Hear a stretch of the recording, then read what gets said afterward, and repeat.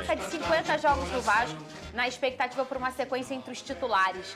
Interessante, um cara tão grande, né, tão associado ao Vasco, ele tem só 50 jogos com a camisa, né? O Cruz Maltino volta a campo no domingo contra o Cruzeiro. Roda o VT.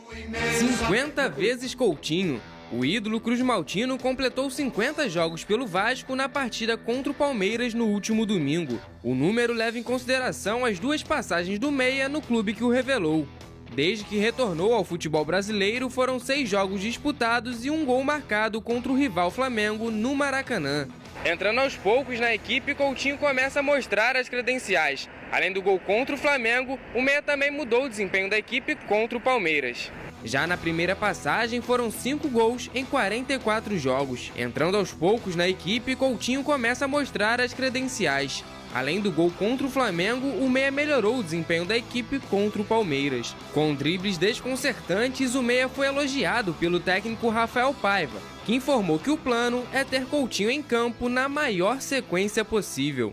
É um jogador que pensa diferente da maioria dos jogadores, tem uma capacidade técnica, interpretativa do jogo absurda e está se sentindo confiante. Eu acho que, em primeiro lugar, o plano para o Coutinho é mantê-lo na maior sequência possível de jogos sem perdê-lo, né?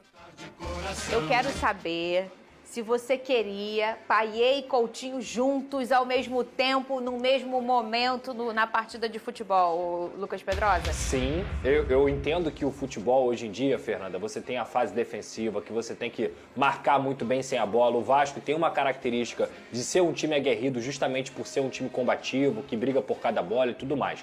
Mas quando você tem 2 craques que têm de nível mundial, que recebem altos salários, e é claro, o Payet já vem jogando com uma sequência maior, o Coutinho tá pegando a sua minutagem agora, e você não coloca pelo menos eles para jogarem 10, 15 minutos juntos, eu acho que você abre mão de qualidade. Você escolhe piorar o seu time. Porque muita gente tem o Payet, tem o Coutinho como alvo quando eles não estão em um grande dia, mas as pessoas esquecem que os grandes craques também precisam de companhia. Os grandes craques precisam de pessoas que conseguem acompanhar o seu próprio raciocínio. E o que eu vejo do Coutinho e do Payet é que eles têm um QI de futebol um nível muito acima do esperado. Então, assim, tem que ser sempre assim, Pedro? Eles têm que jogar sempre juntos? É claro que não. Cada jogo tem sua característica. Agora, não colocar eles um pouquinho para jogar juntos... Isso não aconteceu ainda, Isso aconteceu uma vez só em muitos poucos minutos. Foi contra o Grêmio? Foi lá atrás. Foi contra o Grêmio, se eu não me engano, foi lá atrás. Eu não vou lembrar agora exatamente. Mas, enfim, se você for parar para pensar no último jogo agora, o Vasco estava perdendo para o Palmeiras de 1-0. O Payet estava jogando demais? Não, mas ele estava sentindo falta de companhia dentro de campo.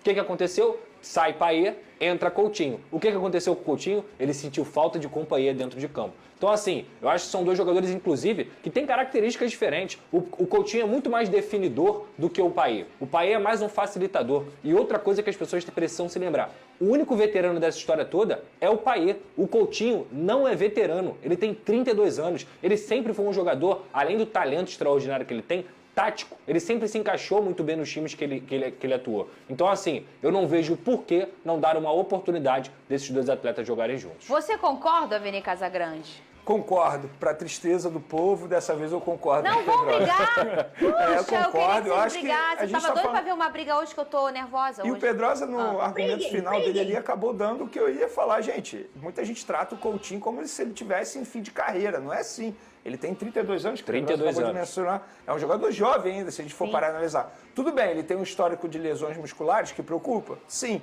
beleza. Só que ele não é um jogador experiente, tal como é o Payet. Eu não vejo nenhum problema. Quantos anos tem o Payet? 37. 37, é o jogador mais experiente. Mas, assim, eu acho que craque tem que jogar junto. Óbvio, eles não vão jogar 90 minutos juntos. Sim. Mas eu acho que eles têm que iniciar a partida. Estamos falando de 2 craques. E só um ponto. O meio do Flamengo, nos últimos anos, foi formado por quem?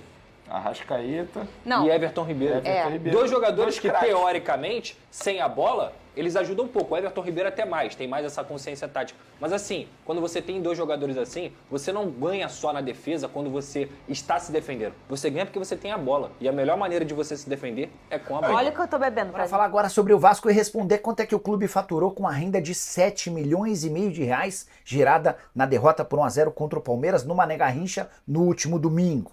Importante lembrar que a 777, enquanto ainda comandava o clube, vendeu 2 mandos de campo do Campeonato Brasileiro desse ano.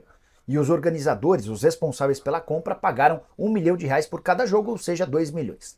Assim que o Pedrinho assumiu o futebol do Vasco, a primeira providência foi procurar esses organizadores para dizer que ele não aceitava 2 jogos longe de São Januário. A preocupação é de que essas partidas pudessem determinar o rebaixamento do time. Felizmente para o torcedor cruzmaltino, a fase mudou e hoje o Vasco está bem longe da zona do rebaixamento. De qualquer forma, o Pedrinho conseguiu convencer esses parceiros a realizarem um jogo nesse ano e o outro no Brasileiro do ano que vem.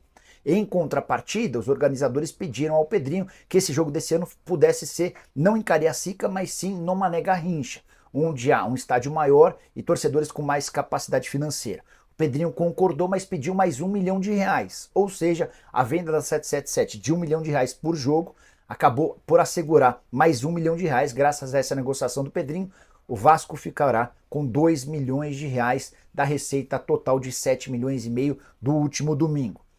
O Grupo Metrópolis, que havia adquirido o mando desse jogo, vai ficar com R$7,5 milhões, embora com descontos, e o repasse de R$2 milhões para o Vasco, além de todas as questões relacionadas à logística e viagem do Palmeiras e do Cruzmaltino. Bora mudar de assunto e falar sobre a... Bora falar agora.